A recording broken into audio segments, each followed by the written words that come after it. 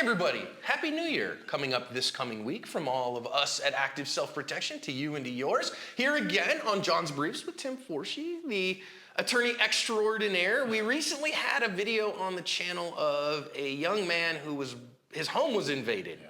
And he was in the state of Illinois. And a couple of commenters said, well, but wait a minute, I can't defend myself in my home in the state of Illinois, and that's illegal here. And I was like, that's not true, and I want to talk to the attorney about it. Firearms Legal Protection is who I trust to help me after a use of force incident. If you're a Firearms Legal Protection member, I will also be on your team as a consulting expert, and you can attend our monthly Active Self-Protection training seminars for free. Check out all they offer to their members at the link below. So Tim, an interesting thing that, and yet again in the comments, we see that people don't understand the laws regarding self-defense. Right. And I looked and looked and looked, and there is not a single state in the union that does not have some form of Castle Doctrine. Correct. And so, yes, you can defend yourself in your home. Yeah, even in Illinois, which I'm somewhat embarrassed to say is my home state. I was born and raised there, and it was a different state then than it is now. But the point is, I got out as quick as I could. But yes, even in Illinois, even in the People's Republic of Illinois, you absolutely have the right to defend yourself. There's nothing magical about Hell's Angels breaks into your house with machetes and you have to let them chop you up because the Castle Doctrine doesn't exist in Illinois. That's nonsense. Or you have to jump out your bedroom window. Yeah, no. But I will say this. I think that the Castle Doctrine, in my humble opinion, is very, very much overemphasized by the media. Very much overemphasized by a lot of people who are chatting on the internet that should know better. And I always use the example, I'm sure I've shared this stupid example with you because I use it in my class all the time, that I get up to use the restroom, I leave my living room. It's a nice, beautiful autumn day in Phoenix, which, as John and I know in Phoenix, that's about a 2-day span. Yeah. And my front door is open, my screen door is closed but not latched. And I walk around the corner to use the restroom. And no sooner do I sit down and open up my gun's name, I would read my required 2 articles, the doorbell rings.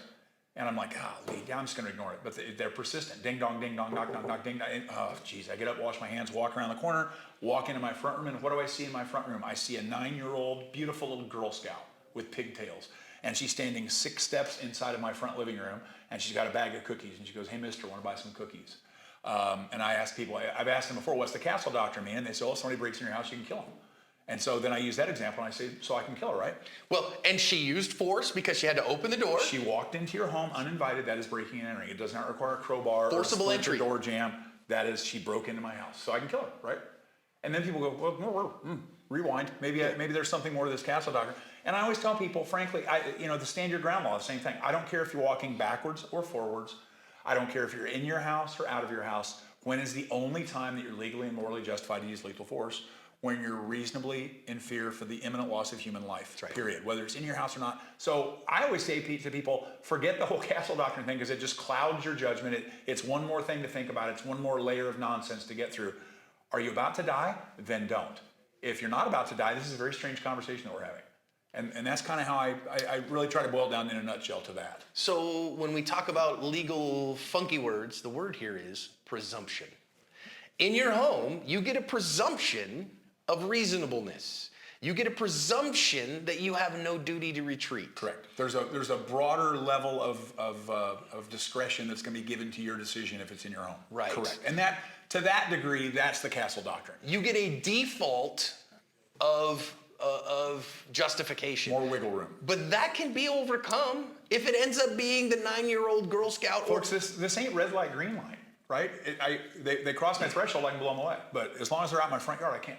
Huh? It doesn't make any sense at all. Well, your next door neighbor is 86 years old and uses a walker, and he's pissed off because your dog keeps taking a crap in his yard, and so he comes over and he's got a baseball bat and he's walking on this and and he busts in your front door and he goes, I'm gonna beat you like a rented mule because I'm tired of your dog pooping in my yard. And he's got that, and you go, oh my God, he's coming right for me. And you draw your gun and you shoot that guy. You're gonna get a big long look from the district attorney. I hate to say it, with that example, I think that might be justifiable, but you had so many other better options, like run to the other end of the house and lock yourself in the bedroom and call the cops. You're gonna pay an attorney an awful lot of money to argue to the district attorney that this was justified conduct. A lot conduct. more than the deductible for the TV set that he breaks while you're waiting for the cops to get there. So, or you just walk up and you go, Cletus, You take the bat. Put the bat down. I don't know if I ever told you this, but I'm gonna give one me of that bat. the times that I was assaulted as a civilian, when I was a bouncer, I got assaulted, but I don't really count that. But when I was an attorney, I was handling a divorce case for a couple that were in their 90s, and the husband was a Holocaust survivor, and I really respected him, but he had dementia and was really, really beyond the pale. And we had a hearing, and he didn't like how the hearing went. And we're walking out of the courthouse. I'm literally holding the door open for this gentleman. He's very frail. He probably weighs 104 pounds soaking wet. And we're standing there waiting for the elevators, and he decides to assault me. And he starts punching me.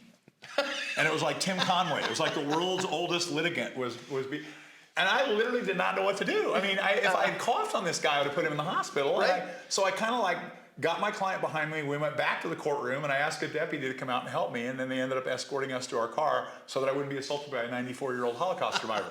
And I always tell that story because it's like, I guess I handled that appropriately. I'm glad I didn't smack him in the face, but it doesn't mean you have to stand there and wait for him to maybe get a lucky blow in on my Adam's apple. Clubbed him upside the head or something. Yeah. And now what kind of a person are you? So even in Illinois, you have the presumption in your home. You don't have a duty to retreat. It might be the smartest thing for you to do. The Nike defense is one of my favorites. It might be the smartest thing for you to do. Now, of course, I know everybody's going to think, well, wait a minute, my wife is in the house, my children are in the house, my husband's in the house, whatever that is.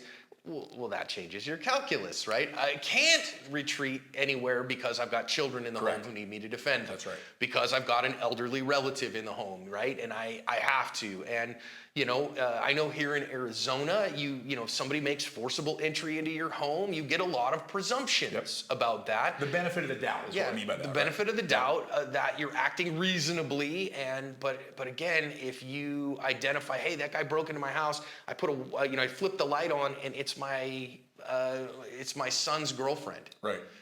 But she just broke into my house in the middle of the night, and so I raised my shotgun and red light, green light. Yeah, and I put 8 pellets of double-aught buck into her. Yep. Dude, you're going to go to jail for that, and you should go to jail for that. So, I mean, at the end of the day, the thing that I hear here that I love, ignore Castle Doctrine. Yep. Ignore stand And that's your not ground. popular to say because we're all supposed to jump on that because it's the topic of the moment. We're supposed to. I'm a big fan of just pretty much ignore it. Really. If you end up getting the benefit of the doubt because of it, great. We'll embrace that. But don't plan on it. Have you found when people come into your office as clients, Tim, and they go, I have the right to stand my ground, that goes well for them? No, it absolutely does not. Doesn't go well for them in the initial interview with the attorney, let alone with the prosecution and the jury. No, it doesn't play well. What about a man's home is his castle, and I have a right, I have Castle And I Doctrine. always have to point out, in the 21st century, I believe a woman's home is also her castle. Yeah, absolutely. So, I mean, Black's Law Dictionary is antiquated for a reason. I mean, you just don't start saying that kind of stuff, right? Because, again, is it worth taking a human life? And the only thing that's worth taking a human life is saving an innocent human life. Right. And when we're talking about just somebody breaching your front door, John and I could sit here and come up with 15 examples of where you would not be justified in shooting just because they broke into your house. So, but now, as a general rule, if it's 3 a.m. and somebody smashes my door and comes running into my bedroom, they're probably going to get shot. Right. But that's, again, the lights are off and it's violent and sudden and no time for reflection, and that's when the Castle Doctrine is beneficial. If it turns out it was a mentally ill unarmed person that was living in a halfway house down the street that I didn't even know existed, maybe I wouldn't have been in fear for my life if it was broad daylight and I'd seen everything, but I get the benefit of the doubt because of that circumstance, and that's good. We like that. Yeah, so I love Castle Doctrine. But you don't do things because of the existence of the Castle Doctrine. There it is. It's a shield, it's not a sword. It is a great, useful tool when we're talking to the prosecutor when we're standing before a jury that, hey, wait a minute, we get some presumptions here, and that's why he acted or she acted reasonably. It's not a one, because I have this, I can do things that I wouldn't normally do. And in the case that we're talking about out of Illinois, I mean, obviously the guy hears his door open up, comes out eventually, sees a couple guys running, and one of them has his PlayStation 4 with him. And when he slams the door on that guy, the other guy points a gun in his face. I mean, listen, there's no Castle Doctrine in the world or lack of it. I don't care. In the People's Republic of Illinois, if some guy has a gun in your house, has broken into your house in the middle of the night, and you shoot that guy, you're not going to worry about being convicted by a jury of your peers. You're going to have trauma, but going to prison is not going to be one of them. Yeah. That is about as clear-cut a defensible case as you could get, even in Illinois. And for any of you laboring under the yoke of Illinois as you're watching this, I got a little bit of advice. If you're from north of I-80, shut up, you deserve it. If you're from south of I-80, move to Indiana. Okay, move to Indiana. It's very just across the line, very, very easy. Or much nicer state. Or work very hard to elect better representatives and change the state and change the way that your state's run. So listen, in that case, also from a practical perspective, dude's got a gun up on you like that. The guy did the right thing, right? Open the door. Yeah. At that point, he had no choice. Pardon me, sir. Have a nice day. Thank you so much for coming. That's where you say a microburst of prayer, and you hope that the guy's not going to eliminate the witnesses. Yeah, and he doesn't want to actually kill you. Right. And all those things. But do you have the right to defend yourself in your home? Of course you do. Of course you do. Do you need to use proportionate force in that? Of course you do. You know, the rules of self-defense don't change in your home. You get a couple of presumptions, that you get a couple of benefits of the doubt that you should ignore. And I guess the one last thing I want to say, and of course, when you covered the video, you did a great job. I mean, I could never add anything to what you say on these videos, but I will say this. A lot of people, I teach a CCW class, we've talked about this before, and I probably average about 100 to 150 students every month, and I've been doing it for almost 30 years. So lots and lots of exposure to these students. And a lot of people seem to think that you're justified in using lethal force in that situation no matter what. Not necessarily. Not necessarily. And the other facet of this that's very important is that it has to be proportional. So your gun should be your last line of defense, not your first and only. I have students all the time. How many of you have a gun for home defense? Almost every single hand goes up. How many of you have a dog? 2/3 of the hands go down. How many of you have motion sensor lights on the exterior of your house? How many of you put 3-inch case hardened screws in all the exterior hinges of your doors and windows? How many of you have got a video surveillance system? How many of you have a safe room? How many of you put smash resistant film on the exterior windows? And very, very, very rarely does anybody make it through 5 or 6 of those questions, right? But they all have a gun. Right. The gun should be the last option. After all of those other, descending layers of defense have been breached, your gun is the remaining thing that you save your life with. But spend time and money on those other boring, mundane things because they are so much more likely to save your life. This guy is in his PJs and his front door is open as far as I can tell. And these guys literally walk in. They just walk in and he's standing there and there's 2 guys with guns in his house. Wow, not the time to start thinking about home defense plans. So yeah, do it now. And again, all that stuff, 15 years ago, all that stuff I just mentioned would have cost you $50,000. Now you can buy an awesome home video surveillance system for $800 at Home Depot. You can. So I mean, for $5,000 or $10,000, you can make your house a very, very formidable fortress.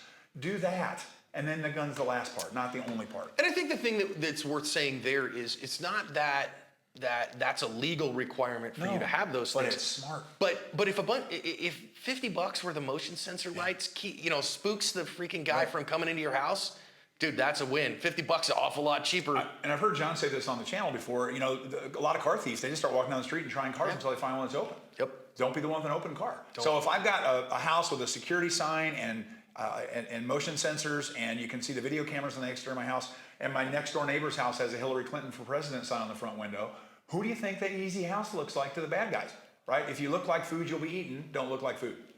Yep. So have those other measures in place, and then again, absolutely a firearm is a home defense tool. You absolutely have the right to defend your life wherever you are. And, again, my big thing is, yes, that includes the state of Illinois.